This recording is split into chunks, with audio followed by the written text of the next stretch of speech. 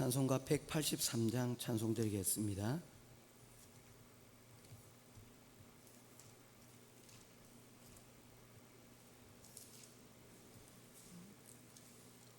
찬송가 183장 찬송입니다. 빈들의 마른 풀같이 시들은 나의 영혼, 주님이 약속한 성령 간절히 기다리네. 가물어 메마른 땅에 단비를 내리시듯 성령의 단비를 부어 새 생명 주옵소서. 반가운 빗소리 들려 산천이 춤을 추네. 어봄비로 내리는 성령 내게도 주옵소서. 가물어 메마른 땅에 단비를 내리시듯 성령의 단비를 부어 새 생명 주옵소서. 철 따라 우로를 내려 초목이 무성하니 갈급한 내 심령 위에 성령을 부소서. 가물어 메마른 땅에 단비를 내리시듯 성령의 단비를 부어 새 생명 주옵소서. 참되신 사랑의 언약 어길 수 있사오랴. 오늘의 흡족한 은혜 주실 줄 믿습니다. 가물어 메마른 땅에 단비를 내리시듯 성령의 단비를 부어 새 생명 주옵소서. 아멘. 찾으실 하나님의 말씀은 로마서 제11장 1절에서 12절 말씀입니다.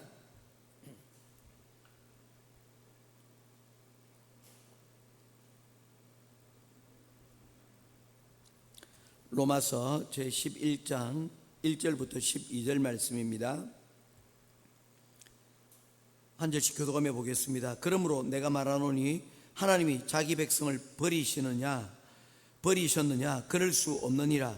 나도 이스라엘인이요 아브라함의 씨에서 난 자요 베냐민 지파라.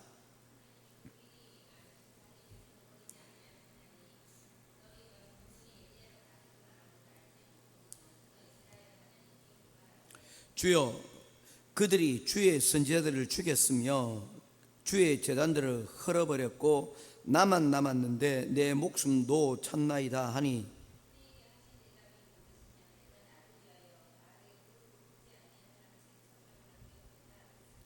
그런즉 이와 같이 지금도 은혜로 택하심을 따라 남은 자가 있느니라.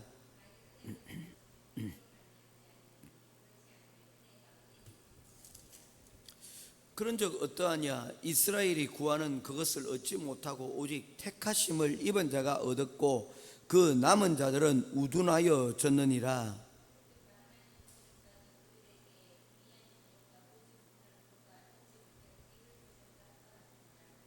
또 다윗이 이르되 그들의 밥상이 올무와 덫과 거치는 것과 보응이 되게 하시옵고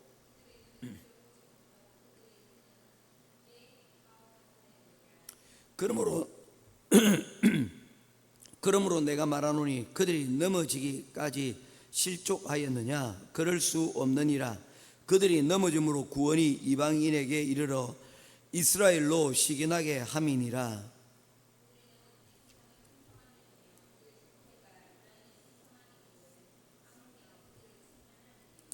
아멘. 오늘 로마서 11장 1절부터 12절 말씀까지 말씀을 같이 보도록 하겠습니다. 계속해서 말씀을 드리고 있습니다. 로마서 9장부터 11장은 로마서 1장부터 8장까지 한 내용을 다시 재복습하고 있는 내용이라고 말씀을 드렸습니다. 그 내용을 다시 간추려 요약하면 이와 같습니다. 하나님께서 구원을 이스라엘에게 베푸셨습니다. 그들의 이 이방에 있을 때 하나님께서 아브라함을 불러 그들을 가나안에 두셨고, 또한 그들을 출애굽하여 그들의 자손들을 가나안 땅에서 하나님께서 제사장 나라로 세우셨다는 것입니다. 또한 그들에게 이 직분을 감당할 수 있도록, 그들을 훈련할 수 있도록 하나님께서 그들에게 율법을 허락하여 주셨다는 것입니다. 그것은 그들에게 베푸신 하나님의 특권이요, 또한 그들에게 준 하나의 특권이었습니다. 이 모든 것들을 하나님께서 그들에게 허락하신 것은 하나님의 사랑과 더불어서 그들에게 사명자라는 것을 하나님께서 알려주시기를 원하셨다는 것입니다. 제사장은 제사장을 자신들을 위하여 존재하지 않습니다. 제사장의 존재의 목적은 그들이 책임지고 있는, 그들이 섬기고 있는 그러한 하나님의 사람들을 하나님의 은혜 가운데 다시금 기억나게 하여 그들로 하여금 하나님 앞에 예배드리는 자로, 그들이 하나님의 사랑을 깨닫고 또한 그들이 사명자로 서게 만드는 그와 같은 역할들을 이 제사장이라는 역할이 감당하라고 했는데, 바로 이스라엘이 이를 위하여 하나님께서 부르셨다는 것입니다. 그래서 출애굽기 19장 말씀에 보게 되면 내가 너희를 제사장 나라로 불렀고 거룩한 나라가 되게 하셨다라고 말씀하신 이유가 바로 그것 때문이라는 것입니다. 즉 그들의 존재 이유는, 이스라엘의 존재 이유는 그들이 하나님께 사랑을 입고 또한 사명자로 부름받았다는 것에서 끝나는 것이 아니라 그들을 통하여서 온 세상을 향한 하나님의 사랑의 통로, 그리고 또한 하나님께서 그들을 사명을 통하여 하나님께서 구원하시겠다는 그러한 메시지를 그들을 통하여서 담고 있는 것입니다. 그런데 여기서 문제가 생겼습니다. 오해가 발생한 것입니다. 어떤 오해입니까? 그들에게 하나님께서 특권을 주셨는데, 사랑을 베풀어 주셨는데 그들은 그것을 오해하기를 어떻게 오해했습니까? 이것은 그들에게만 주어진 특권이고 또한 다른 이방인들에 대해서는 아니라는 것입니다. 그래서 그들은 이 하나님께서 그들에게 주신 그 사랑을 독점하려고 하였고, 그리고 그 특권을 그들은 차별로 반응을 하였습니다. 바울 사도는 이것에 대해서 말씀하고 있습니다. 하나님께서 이스라엘 백성들을 거룩하게 구별되게 만드신 것은 틀림없지만, 그러나 이 구별이 다른 사람들, 다른 민족, 다른 나라에 대한 차별이 되도록 해서는 안 된다는 것입니다. 그런데 이스라엘 백성들은 그들에게 베푸신 그 사랑을 바탕으로 뭐 했다는 것입니까? 이방인들을 차별하고 그들을 마치 지옥의 땔감으로 생각을 하고 그들에게 자신들의 사명인 복음을 전하고 그들을 섬겨 하나님의 사랑을 전하는 일에 그들이 거부를 하였다는 것입니다. 바울 사도는 어제 10장 말씀을 통하여서 하나님께서는 차별하지 않으신다는 것입니다. 하나님께서 예수 그리스도를 이 땅에 보내주신 그 이유가 무엇입니까? 바로 이 복음이 모든 사람들에게 주시는 하나님의 구원을 그들에게 전하기 위함이라고 하였습니다. 그래서 9절과 10절 말씀에 네가 만일 내 입으로 예수를 주로 시인하며 또 하나님께서 그를 죽은 자 가운데서 살리신 것과 그것을 내 마음에 믿으면 구원을 얻으리라. 구원을 얻는 것에 대해서 이스라엘 사람들이 받았던 그 율법을 따라 그 이전부터 해왔던 그것이 아니라 바로 이 율법을 통해서 우리의 연약함과 부족함을 깨닫고 하나님 밖에는 다른 구원의 방법이 없음을 우리가 알고 하나님만 의지하고, 그리고 우리를 위하여 십자가에 달려 죽으신, 우리의 죄를 위하여 십자가에 달려 죽으신 이 예수님을 믿고 그를 통하여서 구원을 얻는 자리 가운데로 나아가기만 하면 누구든지 다 구원을 받는다는 거예요. 그래서 10절 말씀에 사람이 마음으로 믿어 의에 이르고 입으로 시인하여 구원에 이르느니라 말씀을 하고 있는데, 11절에 성경에 이르되 누구든지 그를 믿는 자는 부끄러움을 당하지 아니하리라. 여기서 누구든지는 유대인들을 여러분 선택하는 것이 아니고 모든 사람들, 예수 그리스도를 주로 고백하는 모든 사람들은 다 구원을 얻게 될 것이라고 말씀을 하고 있습니다.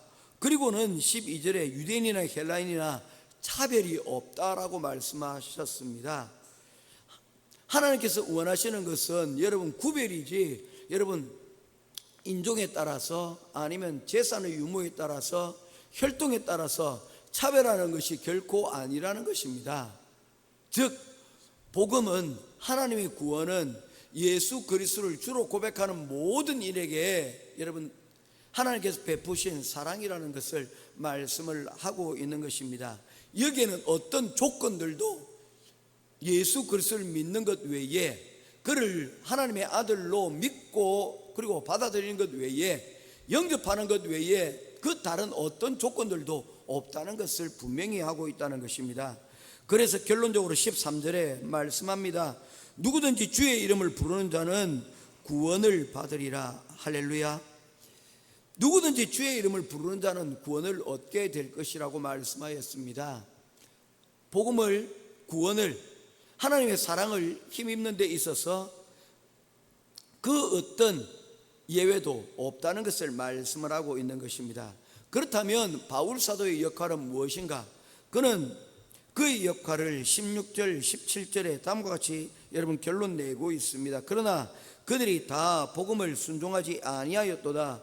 이사야가 이르되 주여 우리가 전한 것을 누가 믿었나이까? 우리는 어떻게 이 믿음을 가질 수 있습니까? 이 하나 예수 그리스도께서 하나님의 아들이시라는 것을 우리가 어떻게 믿음을 가질 수 있겠습니까? 라고 하는 그것에 대하여 17절에 그는 이렇게 결론을 내리고 있습니다. 같이 읽겠습니다. 시작. 그러므로 믿음은 들음에서 나며 들음은 그리스도의 말씀으로 말미암느니라. 이 믿음을 우리가 갖기 위해서는 무엇을 해야 된다는 것입니까? 말씀을 들어야 된다는 것입니다. 우리의 열심이 아니라 진리 되시는 예수 그리스도의 말씀, 하나님의 말씀을 읽고 듣고 깨달음으로 우리는 여러분 우리의 믿는 믿음이 무엇인지를 알고, 그리고 또한 우리의 믿음으로 인하여서 구원을 얻는 자리에 나아갈 수가 있다는 것입니다. 여러분, 우리는 복음으로 인해서 구원을 얻는 것은 어렵지 않습니다. 그러나 이 예수 그리스도께서 믿는, 예수 그리스도를 믿는다는 것이 무엇인지는 말씀을 통하여서 이루어진다는 것입니다. 그래서 기독교는 말씀의 종교요, 그리고 또한 계시의 종교라고 말씀하는 이유가 바로 이 때문입니다.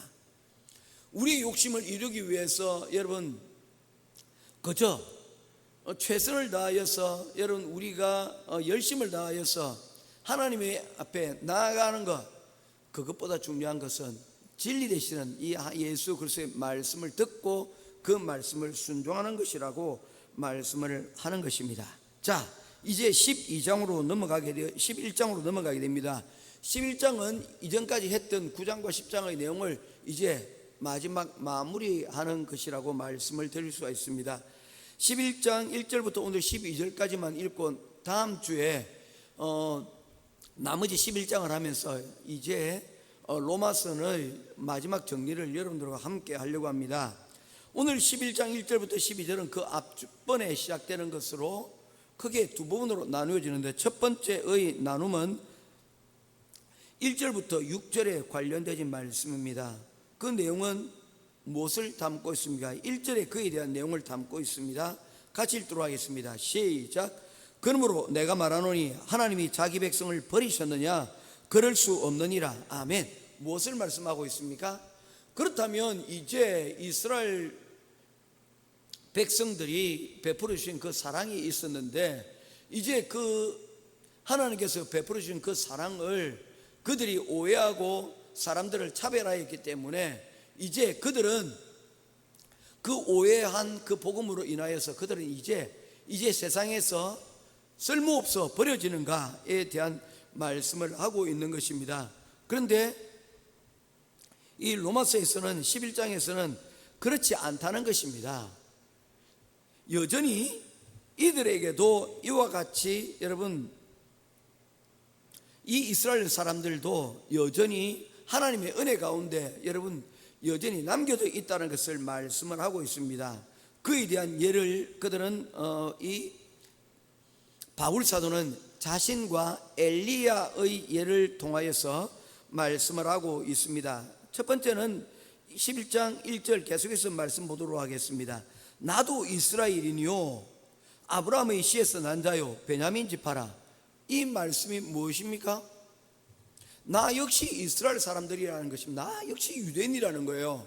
내가 버려지지 않았다는 것입니다. 내가 복음을 받고 그리고 또한 복음을 이방인에게 전하고 있지만 나 역시 이스라엘 사람들이 유대인이요 이스라엘 사람이라는 것입니다. 그러기에 이스라엘이 완전히 복음으로부터 버려진 것이 아니라는 것을 말씀을 하고 있는 것입니다. 그리고는 그 예를 11장 2절 말씀에서 엘리야의 예를 통하여 말씀하고 있습니다. 하나님이 그 미리 아신 자기 백성을 버리지 아니하셨나니 너희가 성경이 엘리야를 가리켜 말씀한 것을 알지 못하느냐. 그가 이스라엘을 죽게 고발하되. 여러분 엘리야는 어떤 시대에 살던 사람입니까? 아합 왕 시절에 정말 악한 왕으로 인하여서 또한 악한 백성들로 인하여서 복음을 전하던 그리고 하나님의 말씀을 따르던 하나님의 사람들이 핍박받고 그리고 고난받던 그러한 시대의 사람이었습니다. 어떤 시대와 유사합니까? 바로 예수 그리스도께서 십자가에 달려 죽으시던 이 상황과 너무 유사하지 않습니까? 예수님께서는 하나님의 말씀을 전하셨고 복음을 전하셨지만 그 하나님의 말씀에 대하여서 오히려 핍박받고 십자가에 매달려 돌아가셨고 바울과 또한 제자들 역시 여러분 핍박받아 뿔뿔이 흩어져 있는 그런 지금 상황이 아닙니까? 바로 그 엘리야의 시절과 지금 시절이 결코 다르지 않다는 것입니다. 자, 그러면서 계속합니다. 이스라엘을 죽게 고발하되 주여 그들이 주의 선지자를 죽였으며 주의 제단들을 흘려버렸고 나만 남았는데 내 목숨도 찬나이다. 이 말은 이제 이 이스라엘은 더 이상 소망이 없는 것처럼 보인다는 것입니다. 이스라엘 전체가 하나님을 향하여서 이제 뒤돌아서 버렸고 이제 엘리야 자신밖에 남지 않은 이 이스라엘은 소망이 없는 나라가 아닌가라고 여러분 그가 고발하였다는 것입니다. 그런데 하나님께서 하신 말씀이 무엇입니까? 4절입니다. 그에게 하신 대답이 무엇이냐? 내가 나를 위하여 바알에게 무릎 꿇지 아니한 사람 7,000명을 남겨두었다 하셨나니 그런즉 이와 같이 지금도 은혜로 택하심을 따라 남은 자가 있느니라. 아멘. 엘리야 시대에 엘리야 외에는 하나님을 섬기는 사람이 아무도 남지 않은 것처럼 보였지만 그 가운데 하나님께서 7,000명을 남겨두시고 그들을 통하여서 이 이스라엘을 재건하여 주실 것을 말씀을 하고 있는 것입니다. 숨겨진 자들이 여러분 있다는 것입니다. 바울 시대도 마찬가지라는 것입니다. 비록 많은 유대인들이 예수님을 거부하고 거절하였지만 그럼에도 불구하고 자신 또한 여러분 12제자들 그리고 120문도들 성령에 충만하여서 복음을 전하였던 그 많은 사람들이 다 이스라엘 사람들 유대인들이 아니냐는 것입니다. 그런 의미에서 이스라엘이 하나님의 사랑으로부터 끊어졌다라고 결코 말할 수가 없다는 것입니다. 단지 바울 사도가 주장하고 있는 것은 무엇입니까? 이 복음이 이스라엘뿐만 아니라 이방인들에게도 하나님께서 그 은혜를 베풀어 주셨다라는 것을 강조하기 위함이지 이스라엘인들은 이제 이 복음으로부터 완전히 끝장났다라고 말하는 것이 결코 아니라는 것입니다. 이제 그런 가운데서 이 바울 사도는 7절부터 10절 말씀에 계속해서 이 이방인들에 대하여 이렇게 말씀을 하고 있습니다. 7절입니다. 그런즉 어떠하냐? 이스라엘이 구하는 그것을 얻지 못하고 오직 택하심을 입은 자가 얻었고 그 남은 자들은 우둔하여졌느니라. 하나님께서 택하신 사람들이 여러분 남겨진 사람들이 있는데 그 나머지 사람들의 문제는 뭐라는 겁니까? 그들이 하나님의 복음을 그들이 받아들이지 못한 것은 그들이 눈이 있어도 보지 못하고 귀가 있어도 듣지 못하는, 깨달음을 얻지 못하는 그러한 어리석음 때문이다 라고 말씀을 하고 있는 것입니다. 그 어리석음으로 인하여서 그들이 복음을 받아들이지 못했는데 이제 무엇이 되었다는 것입니까? 하나님의 말씀이 그들에게 들렸고 또한 복음으로 말미암아 그들의 눈이 열려 이제 하나님을 깨닫고 그들이 구원의 은혜의 자리 가운데로 돌아오게 되었다는 것입니다. 이제 11절과 12절 말씀입니다.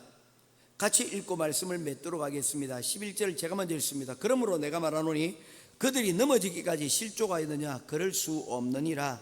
그들이 넘어짐으로 구원이 이방인에게 이르러 이스라엘로 시기나게 함이니라. 12절입니다.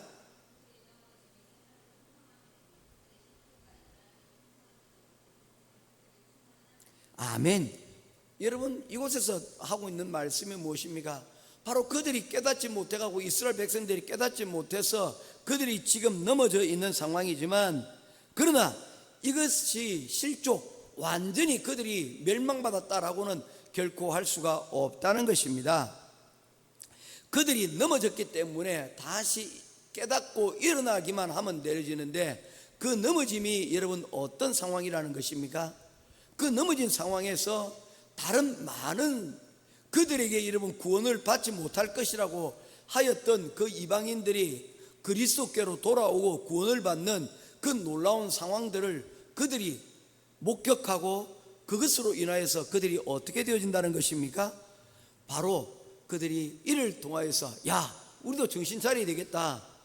이 바울이 말한 이 복음이 우리가 먼저 복음을 받은 자들인데 우리가 이처럼 이곳에서 멀어지는 사람이 되어서는 안 되겠다 하고 그들이 다시 돌아올 수 있는 계기가 되어질 수 있다는 것을 말씀을 하고 있는 것입니다. 그들의 눈을 막고 그들의 귀를 막았던 그 혼미하였던 그 모든 잘못된 것에서 이제 벗어날 수 있도록 여러분 하기만 하면 된다는 것입니다. 그 일을 위하여서 바울 사도는 자신의 최선을 다하여서 이러한 자신의 사명을 여러분 감당하기를 원한다는 것입니다. 무엇을 통하여? 자신이 이방인들을 통하여서 이방인들에게 복음을 전하는 자로 여러분 부름을 받은 것처럼 이 복음을 전함으로 인하여서 많은 이방인들이 하나님께로 돌아오는 일을 통하여서 이스라엘 사람들이 우리 또한 이 복음으로 우리가 다시 일어서야 되겠다라는 생각이 돌아오게끔 만드는 것, 이것이 자신에게 주어진 사명이라는 것입니다. 자, 이것을 우리에게 적용을 합니다. 여러분, 우리는 어떤 상태에 있습니까? 우리가 모태의 신앙을 자랑하고 우리가 오랫동안 신앙생활하는 걸 자랑하고 있지 않습니까? 그런 눈에서 보면 여러분, 예수를 이제 막 믿고 돌아온 사람들, 그리고 또한 예수 믿지 않고 아직까지 여러분 우리 주변에 있는 사람들을 보게 되어지면 한심스럽기 그지없습니다. 왜 이 쉬운 구원을, 이 쉬운 복음을 받아들이지 못할까, 않을까라는 생각이 들기도 합니다. 그러나 여러분 그렇지 않다는 것입니다. 그들이 그 자리에 머물러 있는 것이 혹시 우리에게 주어진 이 하나님의 사랑의 사명들을 우리가 감당하지 못하고 또한 우리가 이 복음을 제대로 전하지 못하였기 때문에 나타난 일이 아니냐는 것이죠. 그러니 우리는 더욱더 겸손하게 우리에게 주신 그 베풀어 주신 하나님의 구원의 그 사랑을 다시 한번 더 감사하고, 또 나아가 아직 복음을 받아들이지 못한 자들, 그리고 아직 믿음이 연약한 자들을 우리가 살펴 돌아보아 그들을 하나님의 이 풍성하신 구원의 은혜의 자리 가운데로 인도하고, 또한 그들을 섬겨 우리처럼 그들도 하나님의 이 사랑을 풍성함으로 인하여서 깨달을 수 있는 자리 가운데로 나오게끔 해야 한다는 것입니다. 이것이 우리의 사명이요, 이것이 우리가에게 먼저 복음이 전해진 이유라는 것입니다. 모쪼록 우리에게 주신 이 복음이 그냥 정체되어 있지 않고 풍성함으로 차고 넘쳐 우리와 우리의 주변에 있는 모든 이들에게도 풍성하신 하나님의 은혜가 차고 넘치게 될 수 있기를 주님의 이름으로 축원드립니다. 기도하겠습니다. 고마우신 아버지 하나님, 은혜와 사랑을 감사를 드립니다. 하나님께서 우리를 부르시고 또한 우리에게 은혜를 베풀어 주셨습니다. 그런데 그 받은 은혜를 구별된 삶으로 나타나지 못하고 이것을 사람을 차별하고 또한 하나님의 주신 사명을 잊어버린 이스라엘 사람들을 보게 되어집니다. 우리 또한 먼저 받은 이 복음을 하나님 그렇게 우리가 낭비하고 있지는 않습니까? 하나님 우리에게 주신 이 사랑을 우리가 굳게 잡고 주님께서 우리에게 베푸르신 그 은혜의 자리 가운데로 하나님 나아갈 뿐 아니라 우리가 섬겨 사명을 다하여 우리와 함께한 이들, 또한 복음을 듣지 못한 이들, 복음에 아직 연약한 자들에게 도전이 되어지고 그들에게 하나님의 복음의 풍성함을 전달할 수 있는 그런 우리들이 되게 하여 주시옵소서. 오늘도 우리에게 주신 귀한 시간을 하나님 앞에 감사드리며 감사함으로 이 땅에 남겨진 씨앗으로 이 땅에 남겨진 자로서 복음을 충실하게 하나님 풍성함을 전할 수 있는 우리 행복한 교회 모든 성도들 다 되어줄수록 주님 도와주시옵소서. 오늘 우리와 늘 함께 하시는 우리 주 예수 그리스도 이름으로 간절히 기도드리옵나이다. 아멘. 하늘에 계신 우리 아버지여, 이름이 거룩히 여김을 받으시오며 나라의 임하옵시며 뜻이 하늘에서 이룬 것 같이 땅에서 이루어지이다. 오늘날 우리에게 일용할 양식을 주옵시고 우리가 우리에게 죄 지은 자를 사해 준 것 같이 우리 죄를 사하여 주옵시고 우리를 시험에 들게 하지 마옵시고 다만 악에서 구하옵소서. 대개 나라와 권세와 영광이 아버지께 영원히 있사옵나이다. 아멘.